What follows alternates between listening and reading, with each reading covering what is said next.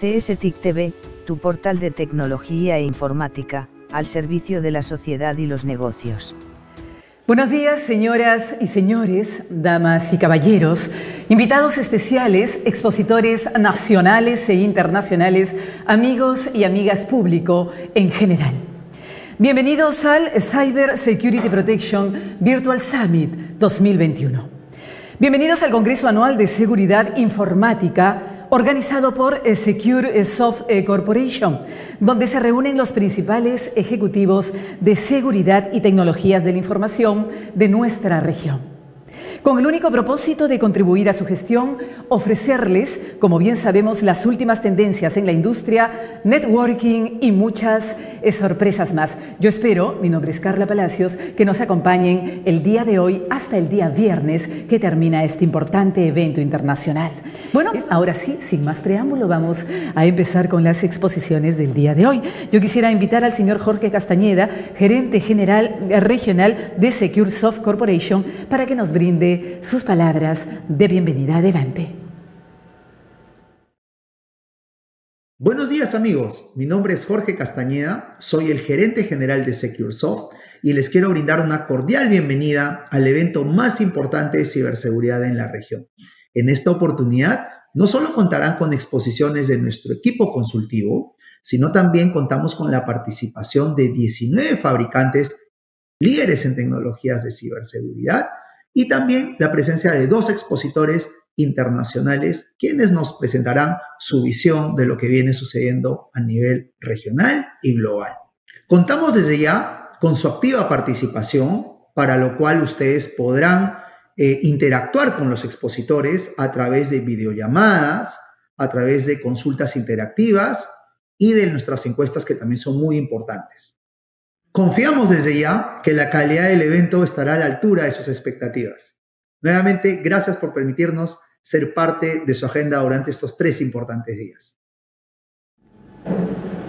Muchísimas gracias al señor Castañeda, quien es gerente regional de Secure Soft Corporation, que nos ha acompañado para darnos las palabras tan importantes de bienvenida siempre en un evento tan importante e internacional como en el que estamos. Vamos a continuar y vamos a empezar entonces con la primera exposición de la mañana. Mídete contra Mitre y aumenta la visibilidad de tus controles de seguridad, es el título. Y la charla la brinda la señora Diana Ganchala, Country Manager de Secure Soft Ecuador. Adelante, adelante Diana. Para mejorar la protección y minimizar los riesgos. Sin embargo, esto ya no es suficiente, ya no solamente... Muchas gracias por la presentación y gracias a todos ustedes también por acompañarnos en esta jornada, donde nuestro principal objetivo es aportar en su estrategia de ciberseguridad dentro de cada una de las compañías de ustedes. Hoy vamos a conversar un poquito acerca de cómo medirnos contra Mitre Attack con el fin de aumentar la visibilidad de los controles de seguridad. Hablando un poco de ciberseguridad, sabemos que la ciberseguridad nos ha empujado a ser mucho más proactivos antes que reactivos. Hoy en día necesitamos ir un paso más adelante para poder ser más eficientes en cuanto a mitigar cualquier incidente de seguridad que podamos estar sufriendo dentro de nuestras organizaciones, sean estas amenazas internas o externas sobre nuestros activos, estén estos on-premise o en la nube. Para hacer un poco más de énfasis, conocemos que hoy en día estamos bastante centrados dentro de nuestras organizaciones en analizar las vulnerabilidades que tenemos, qué es lo que está ocurriendo dentro de nuestros activos, cómo parcharlas, cómo ir reforzando estos controles para mejorar la protección y minimizar los riesgos. Sin embargo, esto ya no es suficiente, ya no solamente basta con hacer un zoom a estas vulnerabilidades, sino también tenemos que ir pensando ya en cómo estos procesos, estas tácticas y estos procedimientos que utilizan los atacantes realmente significan para nosotros una brecha importante de seguridad. Entonces, el objetivo es poder tener la mayor cantidad de visibilidad y demostrar dónde los diferentes actores, estos ciberdelincuentes, podrán tener éxito en su objetivo principal, que va a ser vulnerar todos nuestros sistemas de control y capturando nuestra información más, el activo más importante, que es la información dentro de las compañías. Vamos a hacer un zoom sobre hablando de un panorama de los riesgos globales. Podemos observar que la probabilidad de sufrir un ciberataque es muy alta, así como el impacto que esto está representando actualmente. Estos son los principales riesgos que ha mencionado el World Economic Forum, donde también hace un zoom de cuáles van a ser durante los 10 siguientes años los principales riesgos, y aquí vemos que la capa de ciberataque cumple un rol bastante importante. Entonces, no podemos dejar de pensar que la capa de ciberseguridad no solamente va enfocado a tecnología, sino también involucra todos estos procesos que debemos ir controlando, al final se traduzcan en mejorar nuestra visibilidad de qué es lo que está ocurriendo dentro de nuestras organizaciones. Como sabemos, Mitre Attack es una comunidad a nivel mundial donde su principal objetivo es resolver problemas para desarrollar una ciberseguridad más eficaz, creando una base, un conjunto de conocimientos a nivel mundial en la cual se agrupan ya las diferentes tácticas y técnicas adversarias que se utilizan como base para el desarrollo de modelos y metodologías de amenazas específicas, ¿no? Es por esto que la matriz de Mitre Attack nos muestra 14 tácticas, las cuales se componen de múltiples técnicas utilizadas por especialistas en ciberseguridad para clasificar los ataques y poder evaluar el riesgo real que estamos teniendo dentro de las organizaciones. Aquí vemos un claro ejemplo de cómo estas tácticas se traducen en varias técnicas, las cuales podemos irlas probando uno a uno con el fin de ver realmente cuáles son los riesgos que tenemos, ¿sí? Aquí se incluye una descripción, recomendaciones de detección y prevención y los actores de las amenazas. ¿Cuál es el beneficio de utilizar un Purple Team basados en Mitre Attack?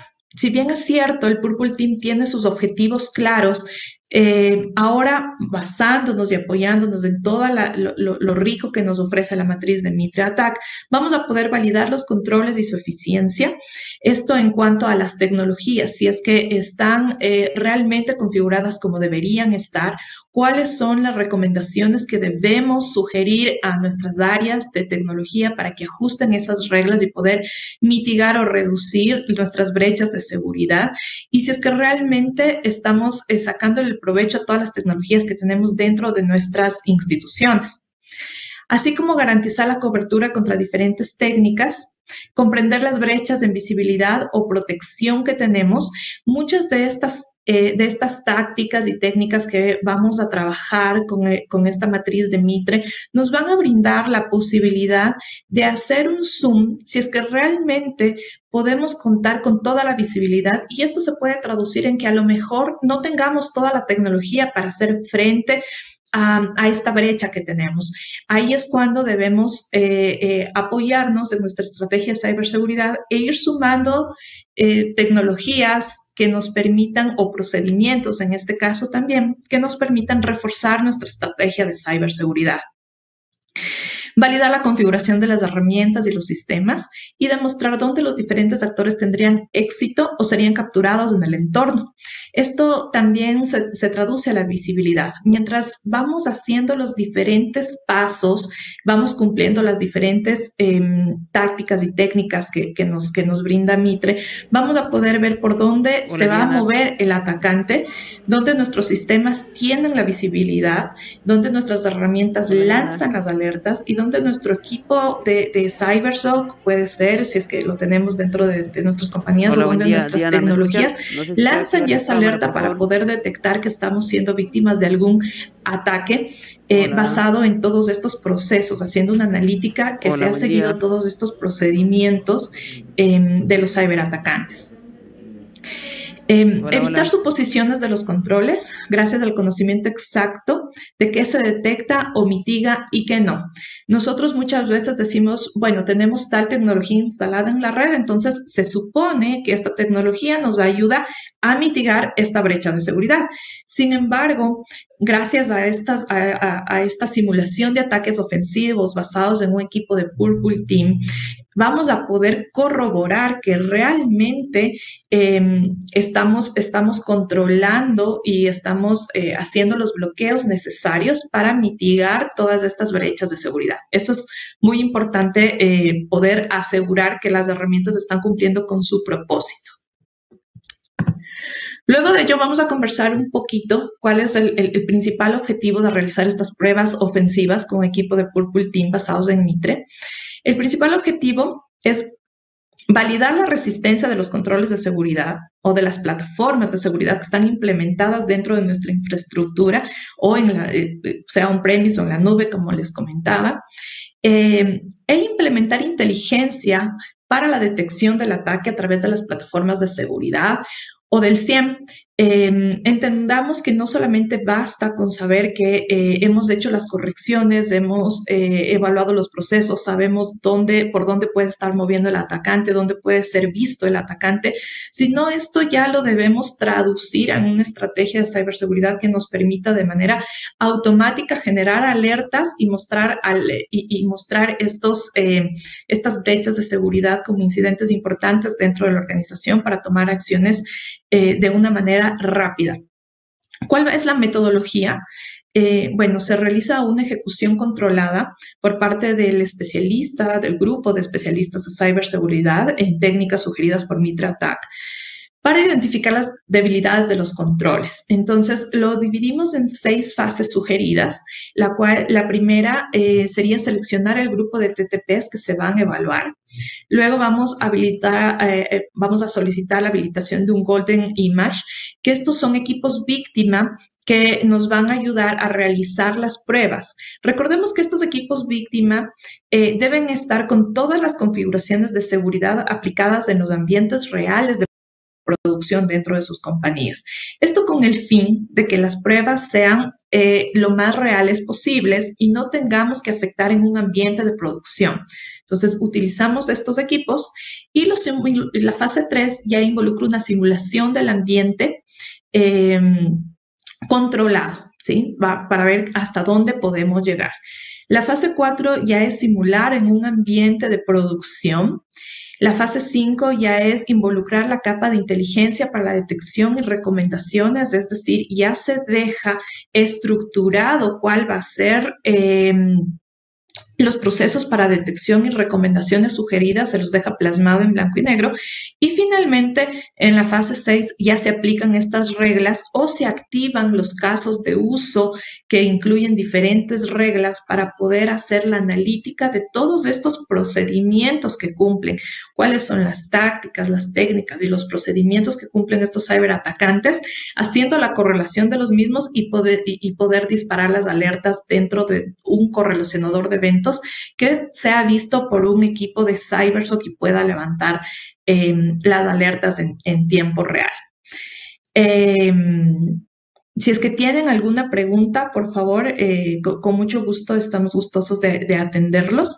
Por mi parte, muchísimas gracias por la atención prestada. Estamos a las órdenes con nuestro equipo de especialistas para poder profundizar en cualquier detalle que quieran verlo más a fondo. Esa sería mi presentación. Muchísimas gracias a todos. Invitar al siguiente expositor con el tema ciberseguridad en épocas de COVID. El expositor invitado es el señor Andrés Velázquez de México, reconocido experto mexicano en ciberseguridad que ha colaborado con la Interpol, con la ONU, Naciones Unidas, y el Servicio Secreto de Estados Unidos en la investigación de delitos cibernéticos. Le damos la más cordial bienvenida al señor Velázquez desde México. Adelante con su exposición. Hola, ¿qué tal? Bienvenidos y muchas gracias antes que nada a Securesoft por la oportunidad de venir a platicar el día de hoy con ustedes acerca de ciertas cosas que han estado sucediendo y que creo que serán muy interesantes para todos ustedes. Mi nombre es Andrés Velázquez, como ya lo dijeron, y llevo prácticamente cerca de 20 años dedicado al tema de ciberseguridad, más desde una perspectiva en mis inicios, de una parte reactiva, el realizar la parte de investigaciones digitales, o también conocido como cómputo forense, me ha permitido llegar a entender cuando las cosas salen mal, cuando la aplicación de la ciberseguridad se ha visto más vulnerada y que no queda otra más que reaccionar. En los últimos años he tenido la oportunidad de trabajar con muchas organizaciones del sector financiero. Algunos de los ataques más conocidos y que más mediáticos se han convertido. El poder llegar a apoyar a diferentes policías cibernéticas, entidades que se dedican a la investigación de delitos informáticos. Pero también el poder llegar a sentarme con los consejos de administración, directorios, como le dicen en algunos países, que son estas personas que toman decisiones y que están empezando a ver que el tema de ciberseguridad se está convirtiendo en un tema completamente estratégico y no tan operativo. Es por eso que hoy vengo a platicarles acerca de una nueva perspectiva. ¿Qué es lo que tenemos que aprender de esta pandemia que prácticamente en muchos de los países de América Latina, si bien no está erradicada, estamos en un proceso de hacerlo? Y que esto, a final de cuentas, impacta en temas de ciberseguridad. Ciberseguridad que en base a esta pandemia hubo muchos, pero muchos cambios. Es entonces que creo que es importante el recordar cómo han cambiado los tiempos y que así como estamos viviendo este nuevo cambio, también lo hemos vivido o se ha vivido en muchos momentos. En las primeras ocasiones que recuerdo, cuando tenía acceso a una Commodore 64 que guardaba información en un cassette, el almacenamiento era prácticamente nulo, muy pequeño. En aquella época, nosotros guardábamos información en estas computadoras y que la forma de poder llegar a proteger la información que se encontraba dentro de ellas requería el poder llegar a bloquear físicamente el lugar. En algunos de los casos, principalmente en empresas, muy preocupadas más por el equipo que por la información, contrataban guardias para poder llegar a protegerlos. Al paso del tiempo, empezamos a ver cómo esto cambió. Empezamos a ver estos discos flexibles de 5 1/4, estos disquetes de 3 1/2, que entonces permitían llegar a intercambiar información entre las computadoras, haciendo que un nuevo riesgo se presentara. ¿Recuerdan qué pánico teníamos de traer este disquete de 5 1/4 que pudiera llegar a tener natas o algún tipo de malware, y en aquel momento le llamábamos virus, para poder llegar a afectar a la organización? Empezó a aparecer el Internet. El Internet nos vino a dar muchas alegrías y aprender nuevas formas de poder llegar a comunicarnos, pero también trajo nuevos riesgos. Riesgos como el hecho de que alguien desde un país completamente del otro lado del mundo pudiera llegar a acceder a nuestra infraestructura y podría llegar a afectar la información contenida en un servidor que muy probablemente la empresa de la cual es dueña esta información se encuentra en un tercer país. Esto hace que efectivamente veamos ya los riesgos de una forma globalizada y que, al igual que el COVID, pues tenemos que cambiar mucho el cómo lo estamos viendo. Eso significa que ante el COVID, los riesgos empezaron a cambiar de lugar. Las oficinas de cada uno de nuestros colaboradores se convirtieron en lugares vacíos y que cambiaron a cada una de las casas en muchos de los casos. Estas casas que ahora se convierten en una pequeña sucursal de la organización con sus propios riesgos. El riesgo de que alguien esté conectado a la misma red inalámbrica, de que se utilicen otros sistemas no confiables o no seguros dentro de la misma infraestructura, que en este caso estamos hablando de una casa, a lo mejor de un sitio donde inclusive ni siquiera es una casa, sino un sitio público. Todo esto empezó a hacer algunos cambios. Yo recuerdo que precisamente hace un año y un par de meses, cuando empezó la pandemia, yo me encontraba en Estados Unidos. Mi primera reacción, como muchos de nosotros, fue, está pasando del otro lado del mundo, no creo que haya problema. Empezamos a verlo como cada vez se acercaba más a nosotros y empezamos a escuchar acerca de muchos riesgos, muchas amenazas, lo que podría llegar a pasarnos si es que nosotros nos veíamos infectados. Y en ese momento empezamos a tomar medidas, como lo tendríamos que estar haciendo en temas de ciberseguridad. Obviamente no al mismo nivel lo hacemos hoy en día, pero entonces implementamos controles para poder llegar a evitar que pudiéramos llegar a caer en ese virus que hoy en día vamos a normalizar cada vez más. En ese momento recuerdo el pavor que me dio el volar de regreso a México. El subirme a un avión y estar en un lugar tan cerrado, sabiendo que existía la probabilidad de que alguien más trajera el virus. Esto, más allá de preocuparnos, nos genera una oportunidad impresionante para poder llegar a utilizarlo como una herramienta para entender hacia dónde vamos. Y es que estas historias alrededor de cómo las organizaciones tuvieron que preferenciar la parte de la operación, privilegiarla y lograr que la operación estuviera inclusive mucho más rápido que la seguridad. Recuerdo a algunos especialistas en ciberseguridad que me hablaban en ese momento preguntándome, oye, es que quieren que implementemos VPNs para todos. Quieren que todo el mundo pueda llegar a conectarse como si lo estuviera haciendo desde la oficina sin ningún control adicional. Y no era el momento de decir que no era posible el poner este tipo de controles, esta VPN. Era el momento de lograr que la organización permaneciera operativa. Pero ahora es el momento de poder llegar a darle la vuelta. Imaginemos en aquel momento algunas de las empresas que pudieran llegar a estar involucradas con algún tipo de sistema que permitiera llegar a permitir acceso remoto a todos los usuarios, que los usuarios pudieran llegar a utilizar sus computadoras personales, que obviamente hubiera únicamente usuario y contraseña para poder llegar a autenticarse y conectarse a las redes locales de la organización. Todo esto presenta ciertos retos, ciertas cosas que tuvimos que estar cambiando. Pero entonces, ¿qué es lo que estamos viendo con este COVID? Que el riesgo tecnológico cambió de lugar. Algunas cosas pasaron de estar centralizadas a estar cada una de una forma dentro de una de las computadoras o sistemas de cada uno de nuestros colaboradores. Obviamente también esta situación nos vino a incrementar el uso de la tecnología. Muchos de los equipos de cómputo de nuestros colaboradores también están siendo utilizados para que los hijos puedan llegar a hacer la tarea o para que puedan llegar a estar viendo una película si es que no tienen la tecnología adicional para poder llegar a hacerlo, haciendo que entonces estemos mezclando la parte personal con la parte de la oficina. El término COVID se convirtió en un tema muy utilizado por los delincuentes para poder llegar a engancharlos. Es decir, que los sabemos perfectamente, estas estafas, estos fraudes, estos phishings que utilizan el término COVID para poder llegar a lograr que esta persona pueda llegar a darle clic. Y obviamente seguimos en un mundo de desconocimiento, un mundo donde sabemos perfectamente que nuestros usuarios en muchos de los casos no tienen la capacitación, no vamos a decir ni siquiera constante, pero bueno, ni la capacitación de cuáles pudieran llegar a ser estos riesgos. Eso hace que dentro de la organización pues tengamos que empezar a pensar de una forma completamente diferente.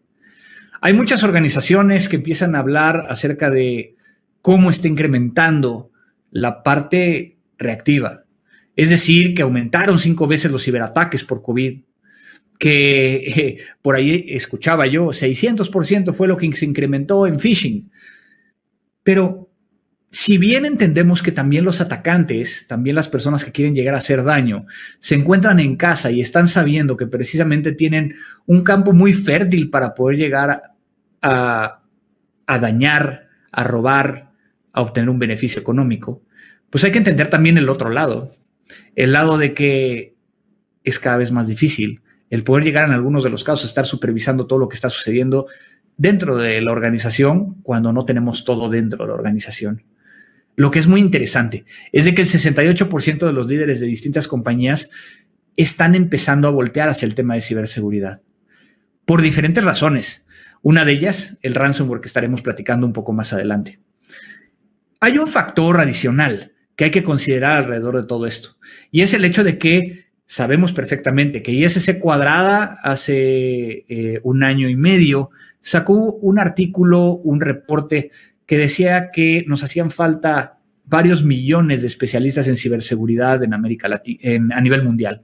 Específicamente en América Latina, Nos hacen falta 130,000 especialistas en este año. Personas que puedan llegar a estar dedicadas a proteger los sistemas. Esto empieza a generar una fórmula que tenemos que empezar a ver cómo la resolvemos y cómo logramos que esto cada vez pueda llegar a ser mucho más claro. Entonces, ¿qué nos puede llegar a empezar a enseñar lo que vivimos en el COVID y cómo puedes utilizarlo para poder llegar a hablar con los altos directivos de la organización? Obviamente, el COVID es un virus que afecta principalmente humanos, hasta donde conocemos en este momento. Puede llegar a diseminarse tan rápido como se diseminan muchos de los ataques automatizados que tenemos en Internet. El impacto que puede llegar a tener puede llegar a ser catastrófico. No solo desde el virus humano, sino también cuando estamos hablando de estas nuevas amenazas que estamos viendo allá afuera. Pero también sabemos que ante una afectación, la recuperación va a ser un proceso que va a tomar cierto tiempo. Entonces, cuando empiezo yo a recordar esos primeros momentos, muchos de nosotros, cuando llegaba el supermercado, limpiábamos todo. No queríamos tocar absolutamente nada. Nos duchábamos o bañábamos cuando llegábamos a casa y empezamos a implementar controles porque conocíamos perfectamente el riesgo. De ahí yo me llevo el hecho de que en muchos de los casos, al no conocer riesgo, no estamos haciendo las actividades que necesitamos para poder llegar a proteger. Entonces, creo que una de las primeras cosas que deberíamos de estar trabajando es sobre poder llegar a conocer los riesgos del negocio. Ser un poco más estratégicos. Pero no solo eso. Muy probablemente, si estás dentro de un área de ciberseguridad o de infraestructura, pues haya una forma de verlo de que a mí no me toca ciberseguridad. Y yo creo que para lo que estamos viviendo, todos deberíamos de ser responsables de ciberseguridad. Y no solo eso, todos deberíamos de saber cómo es de que muchas veces operan estos atacantes, estas amenazas, que nos permitieran llegar a entenderlo mucho mejor. Voy a poner un ejemplo. Si yo empiezo a entender cómo funcionan las estafas tipo Business Email Compromise o compromiso de correo electrónico corporativo, si empiezo a entender cómo funciona la estafa del SEO, si empiezo a entender cómo funciona el ransomware, voy a tener una forma diferente de ver las cosas. Déjenme poner un ejemplo. Si yo empiezo a entender cómo funciona el nuevo tipo de ransomware, el nuevo tipo de ransomware utiliza un vector de ataque. Ese vector de ataque normalmente tiene que ver con correo electrónico, carpetas compartidas, vulnerabilidades dentro de los sistemas, inclusive el escritorio remoto en máquinas Windows. Eso es lo que normalmente conocemos hasta este momento. El atacante lo hace normalmente de una forma automatizada, no es de que esté haciéndolo manualmente, de tal forma que hay ciertas acciones que son inmediatas. Una vez que ingresa dentro de la infraestructura, lo que va a tener que hacer es tratar de buscar hacer movimientos laterales o llegar a algún servidor, alguna computadora que pueda llegar a tener la oportunidad de infectar la mayor cantidad de equipos. Sabemos perfectamente que empieza a moverse lateralmente y posterior a ello es de que empieza a cifrar la información. En muchos de los nuevas vertientes o variantes, empieza a llevarse información para poder llegar a utilizarlas como prueba de vida y presionar para la extorsión y que ese pago sea visto realmente como una amenaza todavía mayor. Lo que normalmente pasa después es de que se crea la nota de rescate y pues prácticamente eso es lo que vemos. Lo que normalmente no entendemos es cómo es el proceso de cifrado, donde entonces el atacante tiene que poder llegar a intercambiar la llave de cifrado hacia afuera de la organización. En las primeras versiones utilizaba la misma contraseña para todo, al igual como lo hacemos en la vida real, o por lo menos nuestros usuarios. Y entonces, al ver que era fácil de que si alguien obtenía esa contraseña pudieran llegar a estar descifrando los archivos, están haciendo una contraseña única que están intercambiando. Si yo no le permito al equipo, al servidor, el que se comunique hacia Internet, y estoy hablando particularmente de servidores, donde normalmente hay la afectación mayor, no se va a poder llegar a cifrar la información. Haciendo un tema muy interesante de que entonces si vamos entendiéndolo, podemos llegar a dar cosas reactivas, prevenirnos.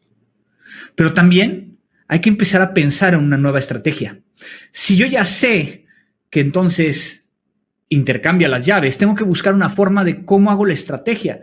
Obviamente tenemos algunos equipos que nos permiten llegar a bloquear las IPs identificadas como un command and control, pero si es un command and control que no está, pues el hecho de esta nueva estrategia, a lo mejor de bloquear, me permitirá llegar a darle la vuelta y evitar que se bloquee. Algunos me dirán, es que yo necesito ir a actualizar el servidor o necesito ese servidor contactar a algunos servicios que consume por medio de web services hacia otras direcciones. Perfecto, ciérralo a lo mínimo, de tal forma que la estrategia sea que únicamente tenga acceso a lo que debería de tener acceso. Esta nueva estrategia también nos va a traer nuevas formas de poder llegar a ver las cosas, de que tenemos que empezar a concientizar cada vez más. Al igual como estamos concientizados de utilizar el cubrebocas, barbijo, dependiendo del país o como le llamen, pues tenemos que concientizar a nuestros usuarios, que si ven cierta actividad pueden llegar a reportarlo y que podamos llegar a reaccionar de una forma correcta cuando esto está sucediendo.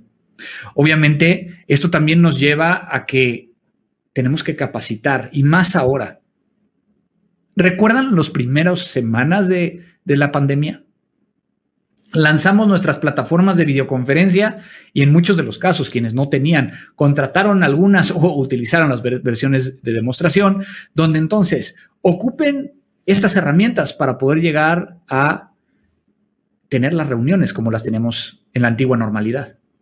Pero nunca fuimos capaces de educar y capacitar sobre cuáles eran los riesgos de estos nuevos cambios. Empezó a aparecer el Zoom bombing, personas que se conectaban al Zoom porque obviamente no tenían una contraseña para poder llegar a identificarlos. Pero se empezó a complicar. No sé si les ha pasado. Algunas de las juntas o videoconferencias donde hay personas que no deberían de estar en esa videoconferencia y están escuchando información que a lo mejor pues era confidencial únicamente para los asistentes. El generar un protocolo para poder llegar a evitar que se conecte cualquier persona o la validación desde el punto de vista físico tiene que seguir ahí. Así como cuando yo iría a una sala de juntas a su oficina, muy probablemente pues me pidan quién soy, a lo mejor platiquemos acerca de las reglas de la videoconferencia. Muchas veces recae todo en la parte tecnológica pensando que la ciberseguridad va a ser únicamente tecnológica. Pero también por el otro lado, tenemos que empezar a pensar en algo que, si bien es uno de los grandes problemas de ciberseguridad, creo que no se ha atacado de la forma correcta. No puedo llegar a proteger lo que no veo. El monitoreo se está convirtiendo en un tema crítico y será para los próximos años. No estoy hablando de que todo lo conectemos a un SOC, sino el tener claramente identificado en qué lugares de la red, en qué elementos necesito tener más visibilidad para identificar acciones o conductas que no están funcionando. Pero también por el otro, cuando tenga yo controles implementados, el poder llegar a revisar cuando un control quiere llegar a ser afectado y que me permita llegar a saber de forma anticipada que algo estaba pasando que normalmente no está normal. Esto me permite llegar a cambiar la forma en cómo lo estoy viendo y una forma que nos tiene que acercar a la realidad de que hay que prepararnos para lo peor. En los últimos años que me he dedicado mucho al tema de respuesta a incidentes y manejo de crisis, creo que el común denominador es de que no estamos respondiendo a un incidente. Estamos reaccionando ante un incidente y en ese momento tratamos de solucionarlo con las herramientas y las formas que tenemos. No tenemos claridad de qué es normal y qué no es normal de nuestra infraestructura. No tenemos claro cuáles son los canales de comunicación que deberíamos de tener para poder llegar a solucionar el problema que traemos. Hay dos tipos de organizaciones, dicen por ahí. Aquellas que ya fueron vulneradas y aquellas que ya lo fueron o que lo serán. Creo que vale la pena el prepararnos para todo esto. Algunos de ustedes que a lo mejor me siguen en redes sociales, sabrán que aparte de dedicarme a temas de ciberseguridad, también soy piloto privado. Y obviamente me cuestionan mucho cómo es posible de que desde un punto de vista siempre esté administrando riesgos y que la adrenalina de subirme a un avión pues es igual como mi adrenalina cuando estoy trabajando con clientes en temas de respuesta a incidentes o manejo de crisis. Pero lo que yo siempre he dicho es de que si algo yo le aprendí a los aviones y al proceso de subirme a un avión es algo muy particular. Yo no puedo llegar a iniciar carrera de despegue y en el aire empezar a revisar si traigo aceite o si funcionan los magnetos o si traigo suficiente combustible para poder llegar a hacer la ruta o el ejercicio que quiero llegar a hacer. Normalmente, antes de subirme al avión, tengo una serie de listas que me permiten llegar a saber que tengo lo mínimo indispensable para poder llegar a salir. Hoy en día, cuando estamos en esta pandemia, tendremos que ser mucho más claros en estas listas. Así como cuando estamos saliendo de casa y estamos empezando a determinar, ya me puse el cubrebocas o barbijo, ya hice estas acciones, ya me puse gel, lo mismo voy a tener que hacer en temas de ciberseguridad. Y qué mejor que utilizar ese ejemplo. En muchos de los casos, estamos emprendiendo el vuelo y en el aire estamos queriendo llegar a solucionar las cosas sin una estrategia ni tampoco una lista de lo que tendría que hacer. Es por ello que hoy traigo las 7 Cs del Plan Maestro de Ciberseguridad hacia donde tenemos que ir ante esta pandemia que ya está terminando. Esta pandemia que a final de cuentas nos está mostrando que tenemos mucho que aprenderle. La primera, conocer. Habla acerca de conocer los procesos internos del negocio. ¿Qué es lo crítico? ¿Cuál es el corazón? Y es que se han dado muchos casos que podrían llegar a ejemplificar esto. En una organización, hace un par de meses, encontramos que las máquinas empezaron a reiniciar de forma automática. Empezaron 5, posteriormente 10, después 15. La primera reacción de la organización fue contactar al proveedor y decirle que estaban viviendo eso. El fabricante envió un proceso para poder llegar a detectar por qué se estaban reiniciando las computadoras. Y la razón por la cual se estaban reiniciando es que existía un malware, un código malicioso. Pero el fabricante, muy tranquilo, le dijo al cliente que no había ningún problema, que era un código malicioso que no estaba exfiltrando información, que el único objetivo, al parecer, era generar un poco de confusión reiniciando las máquinas. La organización no tenía claro cuál era el corazón de la organización. ¿Cuáles eran los sistemas críticos que debería de revisar? Se enfocó todas sus acciones a poder llegar a proteger o hacer algo con las máquinas que se estaban reiniciando. A las pocas horas se dieron cuenta esta institución financiera que alguien había logrado el realizar una operación vía SWIFT internacional donde habían sacado cerca de $110 millones. Esto era porque todo el tema del reinicio de máquinas era un distractor. Un distractor para lo que realmente le importaba al atacante. ¿Saben ustedes cuál es el corazón de la organización? Y estarían en capacidades ante un incidente de tener 2 equipos para poder llegar a atenderlo. También es importante crear un plan estratégico. ¿A dónde voy? Y ese plan estratégico no se habla o no es orientado hacia el punto de decir tengo que tener tal tecnología. Yo creo que tenemos que hablar más de qué riesgo quiero llegar a implementar un control, qué riesgo voy a aceptar, qué riesgo voy a transferir. Cosas que nos permitan llegar a tener mucho más claridad. También tendré que empezar a concientizar a las personas. Así como lo estamos haciendo en la vida real, el poder llegar a establecer ciertas capacitaciones que permitan que todo mundo vaya hacia el mismo lado. Pero ojo, estas capacitaciones lo que buscan es de que todo mundo tenga el mismo nivel, incluyendo los altos directivos. Que normalmente los altos directivos son los que no quieren llegar a permanecer o no quieren ser parte de esta ciberseguridad. Esto nos permitirá llegar a tener un entendimiento dentro de toda la organización. Recuerden que el eslabón más débil de la cadena siempre va a ser la que va a definir qué tan segura es la cadena. Tenemos que tratar de que los eslabones sean lo más parejos posibles. También será importante el cumplir con las políticas. El cumplir con las regulaciones, si es que su organización tiene que ver con algo que esté vinculado directamente hacia un tema de cumplimiento, ya sea por un tema, pues, federal o inclusive en algunos casos gremial.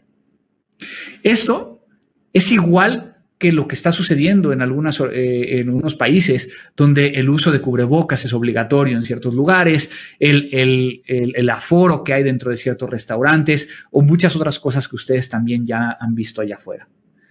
Creo que también podemos llegar a aprenderle de esto. Entendamos también que tenemos que ser constantes. Constantes en lo que hemos estado platicando. Ciberseguridad, bien lo saben, no es de implementar una sola vez. Pero entonces, ¿cómo lo mantenemos? Muchas veces pensamos que es únicamente con actualizaciones y no necesariamente. Cuando llegamos a un tema constante desde un punto de vista más estratégico, lo que podemos llegar a estar haciendo es también viendo qué es lo que le están pasando a los demás. Documentarme qué riesgos nuevos pudiera llegar a haber para mi organización a partir de lo que estoy conociendo de otros. Creo que todo el mundo vimos lo que sucedió en Estados Unidos con este ransomware y los oleoductos en Estados Unidos. Y muchas organizaciones simplemente lo vieron desde la perspectiva de, pues hay que cuidarnos contra el ransomware. No necesariamente. Yo creo que hay que pensar un poco más allá y la forma en como yo lo veo es, se dieron cuenta cómo en el caso de ransomware tenemos una situación muy interesante desde la perspectiva de cómo una organización que está en una cadena puede llegar a verse afectada y que le dé, como decimos nosotros, en la torre a toda la cadena. ¿Qué pasaría si ese ransomware no te afecta a ti? Porque tienes todos los controles, porque tienes todo implementado para poder evitar o controlar el riesgo. Lo que podrías llegar a hacer es entender que también hay un riesgo del proveedor o inclusive de alguien con el cual estés conectado. ¿Cuántas veces estamos revisando esa conexión entre un proveedor y nosotros? ¿Cuántas veces lo estamos viendo con un cliente que tengamos y que entonces la afectación pudiera llegar a venir de rebote, no de forma directa? Nos hace mucho que pensar, porque entonces probablemente estás diciendo, pero es que los mismos controles que tengo yo me van a permitir llegar a que no entre a mi organización. Perfecto, pero si le cayó a ese proveedor deja de operar. ¿Cómo te va a afectar? A lo mejor no te afecta desde un punto de vista de tecnología, pero sí desde un punto de vista operativo. El punto número 6, crisis. Tendremos que saber cómo reaccionar ante una crisis y que en muchos de los casos lo estamos empezando a entender con esta pandemia. Y aquí déjenme rápidamente decirles, hace un par de años tuve la oportunidad de ir a hacer un curso corto al MIT en Estados Unidos, precisamente sobre manejo de crisis. Y la clase que menos pusimos atención fue la de crisis pandémica. Cuando empezó a suceder todo esto en marzo, fui por mi libreta. Y lo poco que llegué a apuntar fue prepárate para lo peor. Si hubiera puesto más atención en esa clase. Finalmente, hay que cambiar. Y esto algunos le llaman pensar afuera de la caja, innovar. Yo lo dejo como cambiar. Tenemos que innovar, aprender, discutir y reflexionar. Pocas veces innovamos en ciberseguridad. Pocas veces innovamos, y no me refiero a crear algo completamente nuevo, simplemente a cambiar cómo lo estamos haciendo para mejorar. Es algo que tenemos que buscar como especialistas, que nos hacen falta muchos.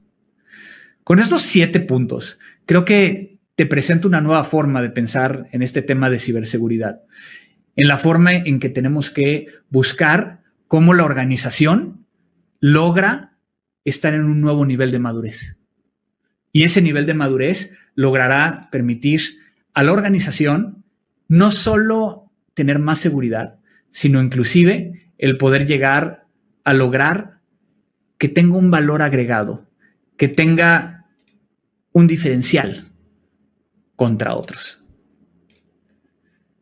Me preocupan mucho los más vulnerables, los niños y los abuelos. Estos niños que hoy en día ante la pandemia están todo el tiempo conectados con sus tabletas, con su tecnología, y que no somos capaces de entender que también hay riesgos hacia ellos. Y estos abuelos que ante la pandemia y que en algunos de los casos no pudimos llegar a ver ni abrazar, que ellos se conectaron a internet y crearon un correo electrónico y de repente reciben un mensaje diciendo que son los últimos herederos de un vizconde en España.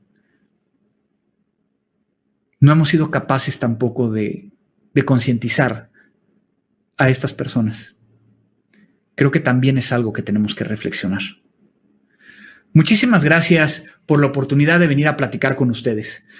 Gracias a Securesoft por la oportunidad de transmitir esto. Obviamente les deseo que sigan seguros, pero que también ayuden, como cada uno de nosotros que nos dedicamos a esto, a proteger a los demás. Manténganse también ciberseguros. Muchas gracias. Muchísimas gracias Andrés Velázquez, que nos ha acompañado en esta exposición y que ya está con nosotros porque están llegando algunas preguntas. Quiero contarles que están entrando muchísimas personas, ya estamos superando las 300 personas que se encuentran enlazadas en el evento desde Colombia, Ecuador, Chile, Perú, Estados Unidos. Entran desde cualquier parte del mundo porque obviamente es virtual y eso nos da la virtualidad, la posibilidad de poder estar juntos desde cualquier rincón del mundo. Y bueno, Andrés, tenemos ya algunas preguntas para ti. ¿Cómo generar mayor sinergia y empoderamiento en los usuarios para que sean parte de la cadena de seguridad desde la punta, además de los procesos de capacitación y campañas de seguridad que se ejecutan siempre? Esa pregunta te la hace Laura. Adelante. Perfecto, muchísimas gracias y gracias a Laura que mandó esta pregunta.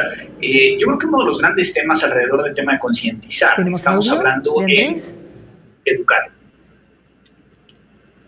Probando audio, ¿ya me escuchan ahí? Perfecto.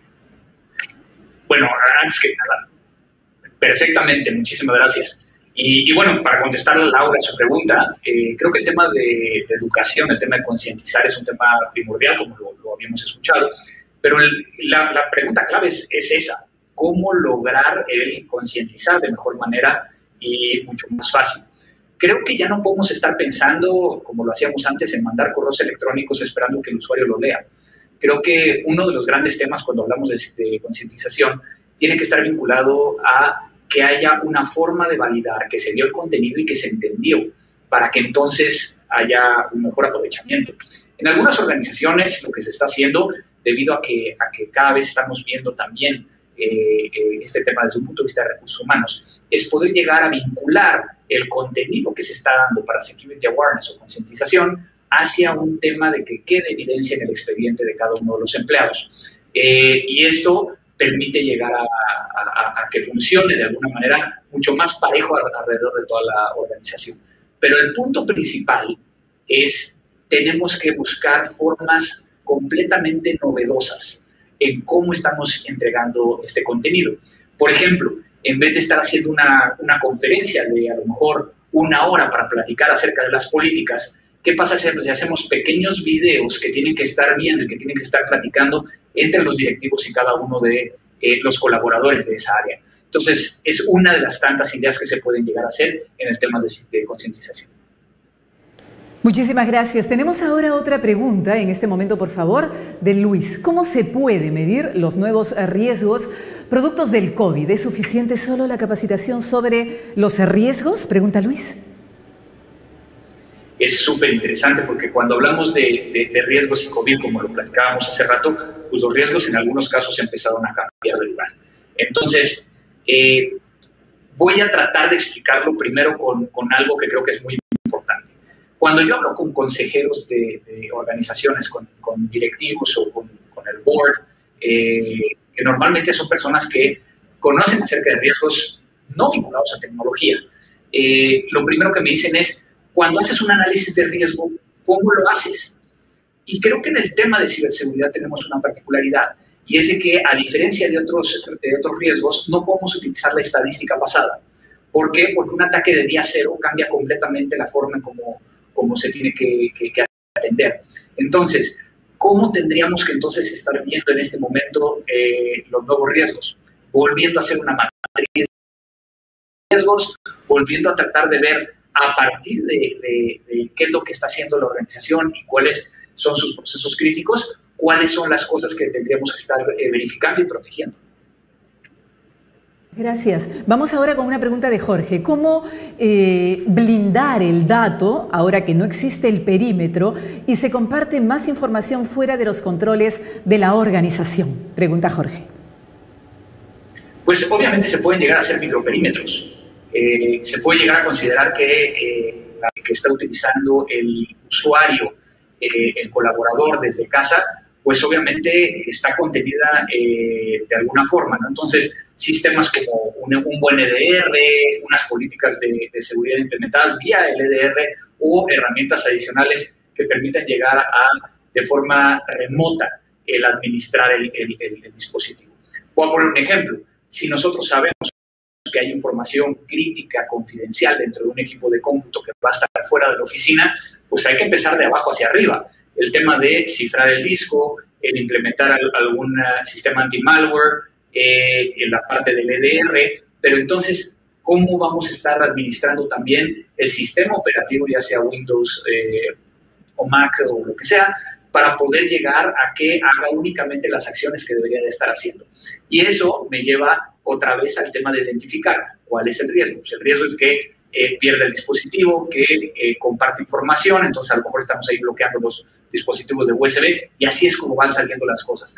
Traten de verlo desde una perspectiva de la base hacia las actividades que tiene que hacer el usuario. Va otra pregunta de Luis. Según los indicadores que indica Andrés, mi consulta es: ¿cuál debería ser la estrategia para que los altos directivos sean los sponsor para un proyecto de ciberseguridad? Qué buena pregunta, y es una pregunta muy común, porque los altos directivos, inclusive los consejeros, como comentaba hace rato, le tienen pavor a la tecnología. Y nosotros no somos capaces de hablar el lenguaje del negocio.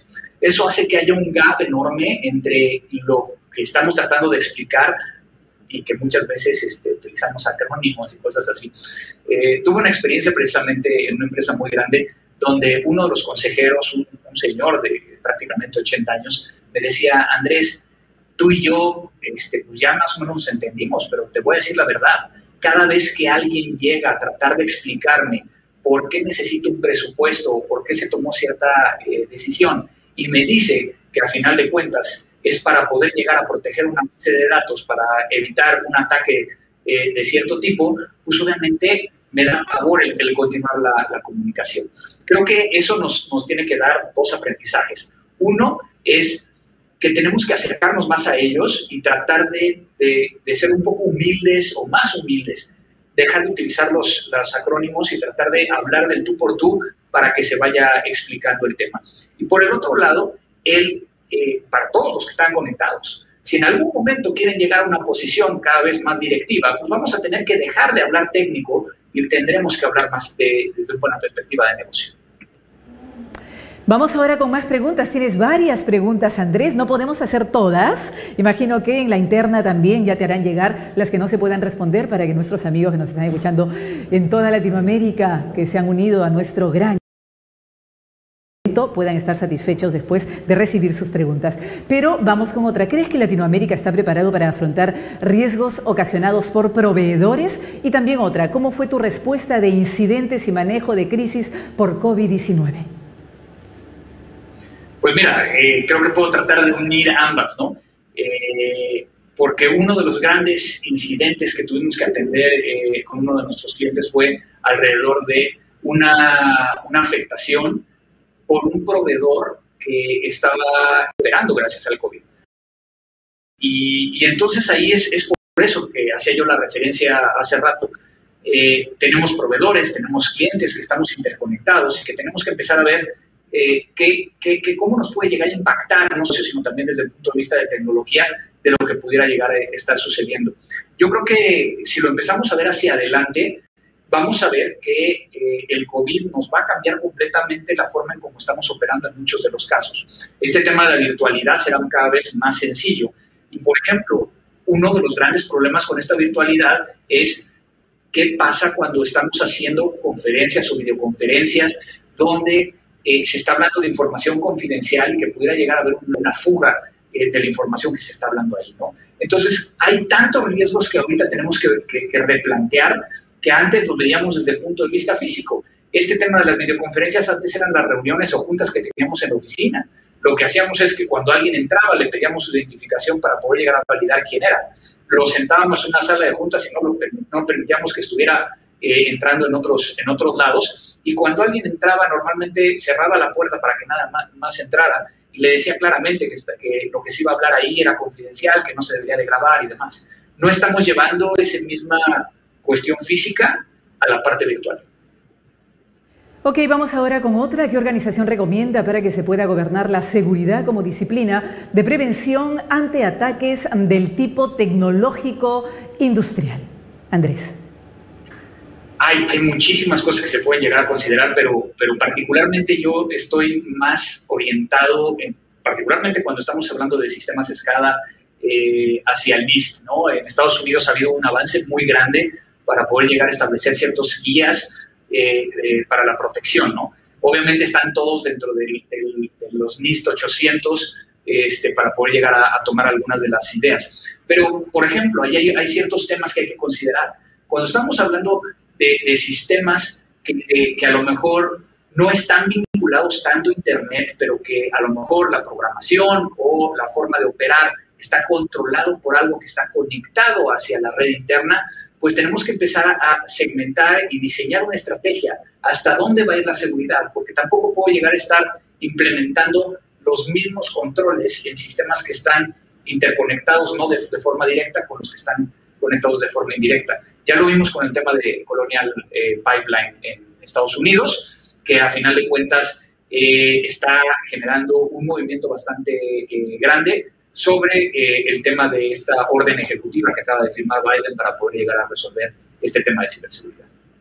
Vamos ahora con una pregunta del señor Pedro Sten. ¿Cómo sería un plan de concientización anual a colaboradores, tener presente que estoy en la casuística de que los líderes son los que no tienen mayor interés, ya que estas medidas retrasan, entre comillas, al negocio?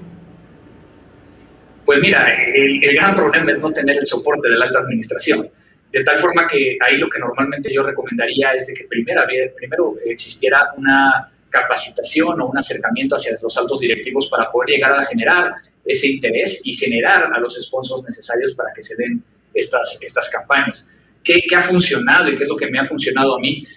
Yo creo que campañas donde entonces nos centramos en cuáles son los riesgos más nuevos, dividir el mensaje hacia gente directiva, a gente operativa, y que si hay diferentes niveles, a lo mejor estamos inclusive generando diferentes conversaciones, ¿no? sobre los temas que se podrían llegar a estar requiriendo dentro de la organización. Mucho de lo que a mí me gusta es utilizar algo que quizá han escuchado que se llama gamification, que es el poder llegar a utilizar la teoría del juego para poder llegar a hacer todo este tipo de acciones. Lo vivimos día a día con las redes sociales y con algunas de las aplicaciones que tenemos en nuestro teléfono. De tal forma que esa sería como que la forma en que yo recomendaría que se hiciera. Cosas muy dinámicas, cosas que sean de un contenido interesante. Y a final de cuentas yo creo que con eso puedo llegar a medio ir terminando este tema, ¿no? Una de las grandes cosas que también trato de hacer es tratar de ser un poco disruptivo cuando hablamos de seguridad. No que siempre sea la persona vestida de negro tratando de verse como policía y diciendo no hagas esto, ¿no? Sino el tratar de buscar cómo cambiamos ese chip.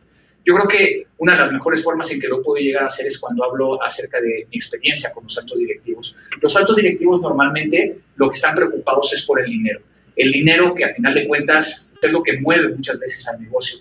Cuando yo les digo que hay más dinero en medios digitales que en papel moneda, normalmente no lo creen. Normalmente se quedan como medio escépticos.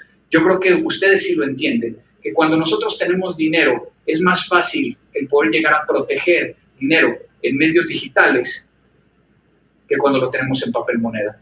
Entonces, tengan mucho cuidado, pero también busquen la forma de asegurar el dinero que está en medios digitales. Vamos ahora con nuestra última intervención de Stephanie. Ella dice: excelente exposición y gran manejo sobre la aclaración de las preguntas. Lo más importante, creo, es la concientización hacia los usuarios, dice Stephanie. ¿Cómo se podría manejar el tema de la protección de la información sin infringir en la privacidad de uso de recursos tecnológicos de cada usuario, por ejemplo, en su casa? Pues obviamente yo creo que la forma más sencilla es poder llegar a entregarles un equipo, claro que lo que se haga con ese equipo es para la organización, ¿no? Obviamente esto empieza a complicarse cuando tenemos estas tecnologías que permiten llegar a tener Bring Your Own Device o que utilicen estos equipos personales para poder llegar a trabajar. Es algo que está muy claro en Estados Unidos, pero que no lo está en América Latina y que tendremos que ver cómo aplica cada una de las legislaciones locales desde esa perspectiva. Entonces, no es un tema fácil, es un tema completamente gris y que las organizaciones tendrán que empezar a ver cómo tratar de resolverlo. Muchísimas gracias, Andrés. Gracias por tu disposición fantástica para poder responder varias de las preguntas.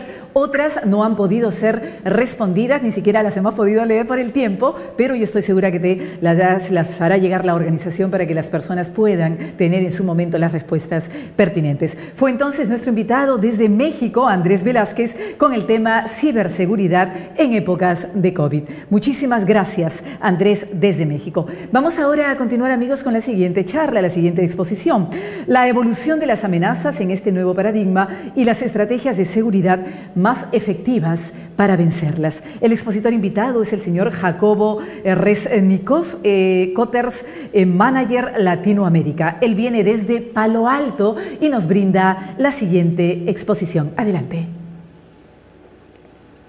Hola, muchas gracias por la presentación. Hoy me toca a mí presentar por parte de Palo Alto Networks la división de Cortex. Cortex es una de las divisiones de Palo Alto Networks dirigidas a la ciberseguridad. Vamos a platicar ahorita de ello un poco más. El título de la presentación del día de hoy es la evolución de las amenazas en este nuevo paradigma y las estrategias de seguridad más efectivas para vencerlas. Poco largo el título, un poco llamativo, pero vaya que sí es muy importante de lo que vamos a platicar hoy.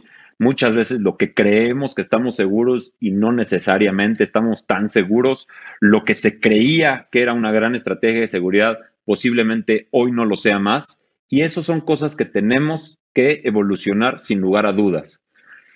¿Qué estamos viendo en la industria? ¿Qué estamos mirando? Una de las cosas que estamos mirando es que los buenos están perdiendo. Las empresas, y aquí voy a poner algunos ejemplos, están siendo objetos de ataques. Las empresas no están respondiendo a la velocidad que tienen que responder, lo cual hace que la brecha del ataque sea aún más grande. Y esto es justamente debido a la falta de visibilidad y capacidad de reacción pronta de las empresas. Ahora les quiero presentar un gráfico que normalmente coloco yo en mis presentaciones, porque vaya que representan los paradigmas. Fíjense ustedes, en el eje inferior tenemos un histórico desde 1998. ¿Y qué tipos de ataques tenemos en los años y qué tipos de ataques tenemos hoy? Es cierto que hoy, y lo vamos a ver más adelante, seguimos con ransomware y cryptominers que son muy dañinos, pero también es cierto que la manera en la que nos engañan no es directamente un ransomware. Antes que eso, te lanzo un fileless attack.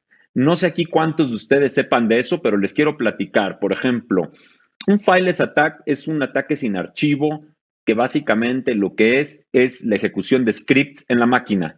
Esto no es malware, esto no es una explotación que es abuso de vulnerabilidades, esto es básicamente el utilizar las herramientas legítimas, por ejemplo, de Windows, para abusar y tomar control de la computadora. Posterior a que tengo control de la computadora, posterior a que posiblemente ya escalé privilegios y me robé credenciales y empecé a moverme lateralmente a otras computadoras, ahí es donde yo hago mi primer intento de un ransomware, por ejemplo. Y muchos de los clientes es justo ahí el momento en el que se están dando cuenta de un evento. Muy diferente a que lo que yo escucho, que es, oye, nos atacaron de ransomware. No. Te atacaron de algo más y el resultado fue un ransomware. Eso es lo que yo normalmente sí escucho y creo. Por ejemplo, la automatización y la inteligencia artificial del lado del atacante. Hoy vamos a hablar de inteligencia artificial y de automatización del lado de la prevención, del lado de los buenos. Pero los malos, los adversarios, ya están ocupando este tipo de tecnologías también para atacarnos. ¿En qué? Por ejemplo, utilizan inteligencia artificial y automatización para entender desde la prospección de quién van a atacar, cómo lo van a atacar, qué tipo de cosas le pueden interesar a la persona, etcétera. Y una vez que ya logras darle clic, por dar un ejemplo, en un evento, cómo hacen el descubrimiento dentro de la organización, cómo hacen el descubrimiento dentro de la computadora y las redes de los clientes. No es necesariamente un grupo de hackers que todos están ahí al tanto. Puede ser que la computadora misma lo vaya haciendo. Y así como ustedes hablan de cloud migration, migración a la nube, ¿por qué? Pues por evento de facilidad, flexibilidad, costos y demás. Pues bueno, también los adversarios han ido migrando a la nube, donde en los mismos beneficios que tienen ustedes como empresa de tener crecimiento, flexibilidad y todo, ellos también se montan en los AWS, en los Googles y demás, y desde ahí lanzan su ataque. Por supuesto, ¿con qué pagan? Pues con tarjetas de crédito robadas que también se encuentran en el underground, que es donde ellos las compran. Entonces, eso tenemos. Y por el otro lado, aquí tenemos un gráfico en donde claramente podemos ver el volumen de los ataques y la profundidad de los mismos. Eso es algo que durante mucho tiempo se podía mitigar de otras maneras o se pensaba que la seguridad estaba bien con otro tipo de herramientas, y eso ya hoy es cierto que no es así. Y esto lo vemos claramente en este gráfico, en donde vemos ataques que están documentados.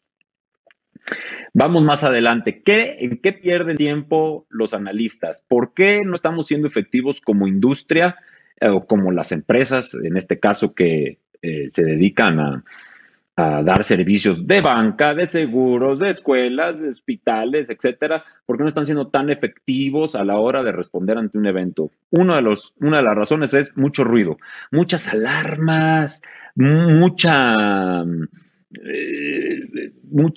posible situación, lo cual, cuando llega la buena, hay tantas que ya se fatigó el analista, ¿no? Esto se llama fatiga de alarma. Muy triste. Luego tenemos muchos productos de seguridad, ¿no? Hace 20 años teníamos un firewall, a lo mucho teníamos un antivirus, tan. Hoy tenemos decenas de productos que se combinan o no se combinan, que trabajan en su individualidad, que no se coordinan, y por lo mismo no sabemos exactamente cuál es el evento. Y también hay una realidad, son tantos productos aquí y allá que los analistas no pueden ser especialistas en todos, se tratan de recargar más en lo que más conocen, y eso también abre brechas.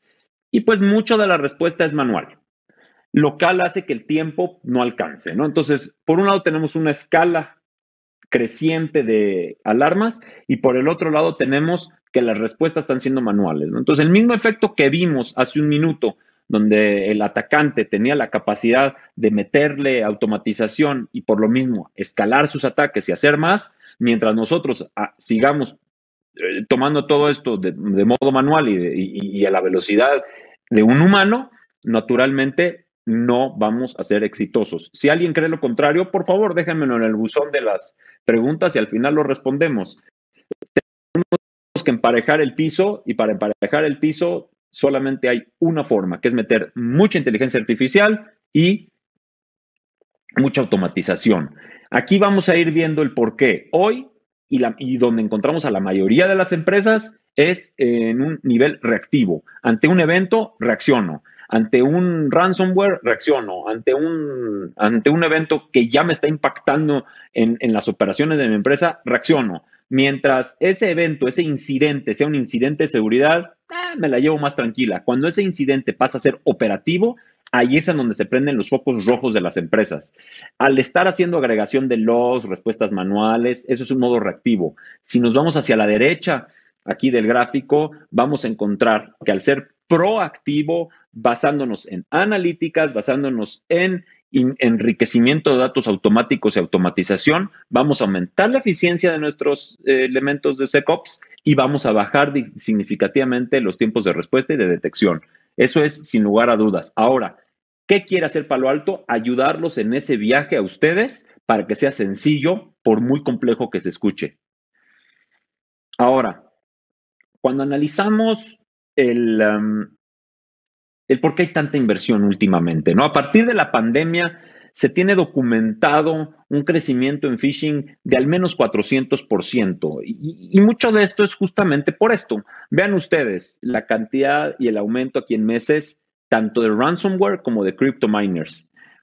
¿Por qué estos ataques volvieron a ser populares? Bueno, por el valor del Bitcoin y de las monedas digitales, que en el tiempo viene creciendo su valor y eso hace muy atractivo para aquellos adversarios que se pueden dedicar a diferentes cosas. Una de ellas es a robar información y transaccionarla en el underground o cosas así.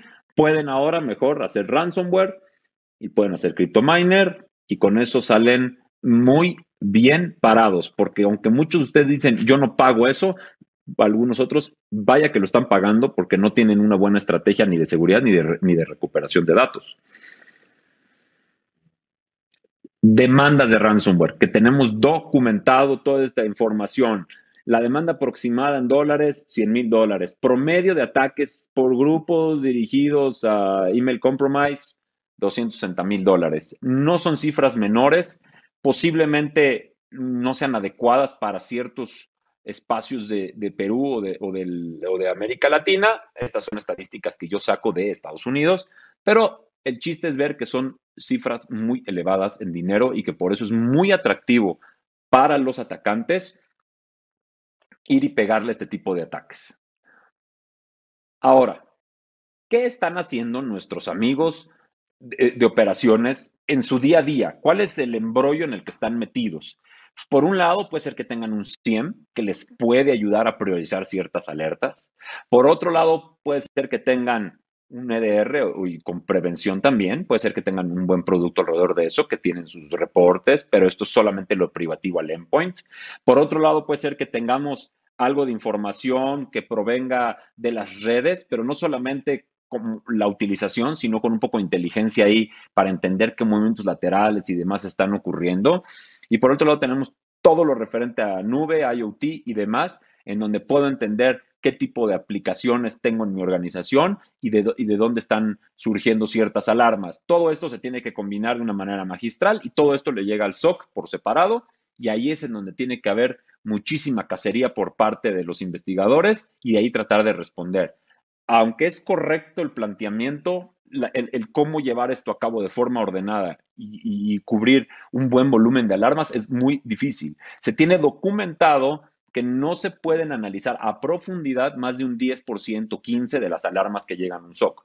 Porque yo les voy a poner un ejemplo. Si a mí me llega una alarma del firewall que dice, yo ya detuve esta amenaza, que esa amenaza, vamos a poner un ejemplo, sería una ejecución de comando y control.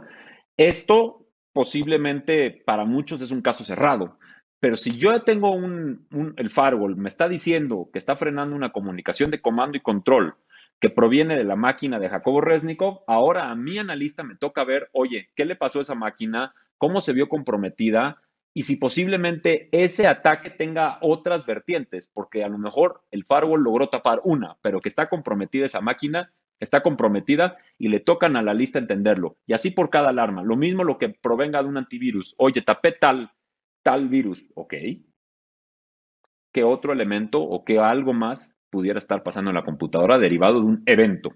Un evento no es una salida. Un ataque no solamente puede representar una manera o una salida para el atacante. Puede tener múltiples. Y eso lo toca investigar. Entonces, realmente investigar las alarmas no es documentar cuánto detuvo el firewall o cuánto detuvo el IPS o cuánto detuvo el antivirus o lo que sea que estemos viendo, sino es la investigación detrás para determinar hasta dónde llegó ese ataque. Y eso es por eso que no pasa del 10% en realidad. Ahora, vamos a hablar un poquito de Cortex. Y Cortex es muchísimas cosas. Es, como les decía yo hace un ratito, es una marca de Palo Alto Networks donde vamos a encontrar muchos elementos de inteligencia artificial, tanto para la prevención del endpoint como para la automatización y remediación del mismo. Vamos a encontrar mucho relacionado al Network Traffic Analysis, User and Entity Behavior Analytics, antivirus, como decía yo hace un minuto, sensores de diferentes tipos para redes, para endpoints, para nube, un gran porcentaje de nuestro foco también es la automatización. Todo lo que se pueda automatizar es tiempo y esfuerzo que los analistas van a dejar de desperdiciar. Generar el stitching de los eventos. No es lo mismo tener todos los eventos por separados y que de manera manual con la investigación del analista los vaya poniendo en un orden de cómo sucedió el evento, a que eso te lo haga un producto con su inteligencia artificial en donde pueda agarrar lo que salió del antivirus, lo que salió del firewall, lo que salió de la nube y ponértelo en un solo pantalla ya organizado.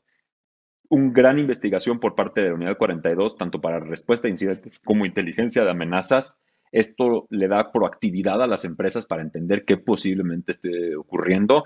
Y en más recientes fechas, Palo Alto compró esta empresa de nombre Expanse, que nos da la capacidad de ver lo que está expuesto por parte de ustedes hacia Internet. Esto es del perímetro hacia afuera. Muy importante para nosotros porque muchas veces los atacantes parten por entender qué está expuesto en las empresas para empezar a atacar por ahí. Y históricamente las empresas están viendo qué tengo en mis perímetros hacia adentro para protegerme, cuando también tendrían que estar viendo qué está expuesto para protegerlo, ¿no? Y esto es a lo que se dedica Expanse. Ahora voy a platicar de una de las soluciones de Palo Alto que se llama Cortex XDR. Esta solución es la que está dirigida para el endpoint y para las redes y la nube. Aquí lo que tenemos es la receta secreta de Palo Alto Networks y para que ustedes lleguen a una seguridad proactiva. ¿Qué incluye la receta secreta? Prevención, la mejor prevención que puedan ustedes tener para que ni siquiera exista un evento. De existir o de tener ciertos indicios que hay algo que está ocurriendo, tener y capturar datos de calidad que, pasados por una maquinaria de analítica, nos den y nos entreguen una información muy valiosa y automatizar parte de este proceso del stitching y de mostrar estos eventos en un dashboard alarmado, por supuesto, para que el analista pueda ver. Todo eso lo que va a hacer es reducir la superficie del ataque de forma significativa y adicional a esto vamos a sumar algo muy importante que es eficientar desde esta solución a la gente que opera seguridad y gracias a esto el resultado va a ser una seguridad proactiva. ¿Cómo funciona? Bueno, pues vamos a capturar datos de la red, del endpoint, de la nube y de terceros, y esto lo que nos va a dar es inyectarlo a la nube. El resultado de esto es analítica y damos como resultado la salida de la información ya analizada para que se tomen accionables. ¿Cómo nos ha ido? Forrester Wave ya nos coloca como líderes. Esto es un trabajo de Palo Alto que viene de tiempo. Este es un analista. Aquí tenemos un científico que es MITRE con su Framework Attack y las pruebas que hicieron en Caravan y Fin7 nos ponen en primer lugar. La consistencia, durante 3 años nos han puesto en primer lugar. Eso también es muy importante mencionar. AB Comparatives también nos pone en primer lugar. Ahora, la otra solución es el Cortex XOR. No sé cuántos ustedes hayan escuchado de lo que es un SOAR, pero un SOAR nos da la capacidad de orquestación y automatización y orquestación, y esto sí es multimarca. También tenemos aquí la capacidad de tener colaboración en tiempo real con los diferentes analistas que posiblemente están haciendo lo mismo y no lo saben. El case management, que podemos integrar otros o podemos utilizar esta, y también podemos hacer cacería de amenazas en este producto. Esto es multimarca, tenemos más de 550 integraciones y aquí sí podemos poner de todo para gestar una resolución a un evento, ¿no? Aquí las compras que ha hecho Palo Alto Networks en el tiempo, como ustedes pueden ver, no solamente es comprar las empresas, es integrarlas y de forma magistral hacer que todo funcione como reloj. Eso ya ocurrió y aquí, bueno, simplemente la cantidad de empresas que Palo Alto ha adquirido, porque sabemos que si alguien ya tiene un avance sobre cierta inteligencia sobre cierto tipo de soluciones, que podemos ir integrando y robusteciendo nuestras propias soluciones. Sin más, pues yo les agradezco mucho su tiempo. Si tienen dudas, les pido por favor que se las dirijan al buzón. Aquí les dejo también mi correo electrónico. Tenemos un equipo preparado en Perú para asistirlos y pues obviamente también a Securesoft, nuestro canal. Muchas gracias. Muchísimas gracias a Jacobo Reznikov por su exposición, la evolución de las amenazas en este nuevo paradigma y las estrategias de seguridad para hacerlas más efectivas y para vencerlas. Vamos a conversar un poco con él, pero más que conversar, vamos a trasladar algunas de las preguntas que ya están llegando del público, más de 350 personas que están conectadas en el Cyber Security Protection Virtual Summit 2021. ¿Cómo estás, Jacobo? Te doy la primera pregunta. De Cristian, Sí. ¿Cómo estás? Sí, de Cristian. ¿Me podrías comentar si tienen casos de uso de la solución de Cortex EDR o similar enfocada en microservicios? ¿Kubernetes con OpenShift? Esa es la pregunta. Adelante. Sí, se están empezando a implementar ya capacidades de seguridad sobre Cortex XDR en Kubernetes. Eso está por liberarse ya.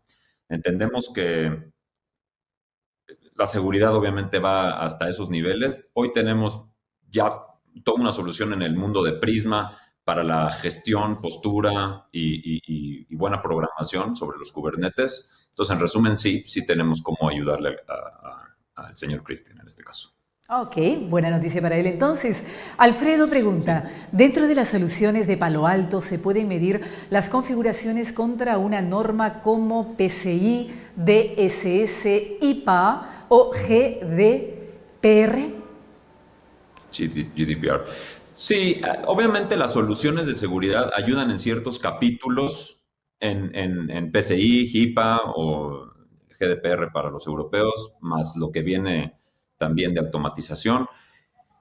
No es el 100% de todo, ¿no? Esto no están dirigidas las soluciones para eso, pero sí ayudamos en algunos capítulos, así que también se puede acercar con nosotros y le podemos ir mostrando. Ok, César pregunta, ¿una mediana empresa no tiene capacidad económica para implementar la protección proactiva? ¿Qué recomienda?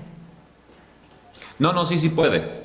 Y ese es el chiste de lo que está haciendo Palo Alto. Justamente lo que dice él es correcto. Si ustedes tuvieran que desarrollar desde cero toda esta seguridad proactiva, entonces el caso de Palo Alto estaría roto porque solamente aplicaría para los de arriba. Nosotros podemos ir desde empresas medianas hasta muy grandes con la misma calidad de servicio y con los precios adecuados por la necesidad que en este caso ellos tengan. Brando le hace otra pregunta. ¿Cuál es el futuro de Palo Alto para los próximos 5 años? Bueno, esa es una excelente pregunta y que de fondo yo creo que sería muy responsable de mi parte yo de empresa porque yo no lo sé. Lo que sí se puede ver es que Palo Alto ha sido una empresa que históricamente se ha preocupado por la ciberseguridad. Entonces fue disruptivo hace más de 10, 15 años con el mundo de la seguridad en redes, con lo que hoy conocemos como el Next Generation Firewall. Fue disruptivo una vez más con la creación del concepto XDR, que es la evolución del EDR justamente, y ha sido disruptivo en otros mercados. Y yo lo que veo es que esa es la tendencia que tiene la empresa. Entonces es una empresa que inyecta muchísimo dinero y no le importa hacerlo con tal de tener buenos productos y buenos servicios. Vamos con una pregunta de Máximo. ¿Cómo es la estrategia de aplicación de estas soluciones Cortex EDR? Vuélvame a poner la pregunta, por favor. Me la han sacado.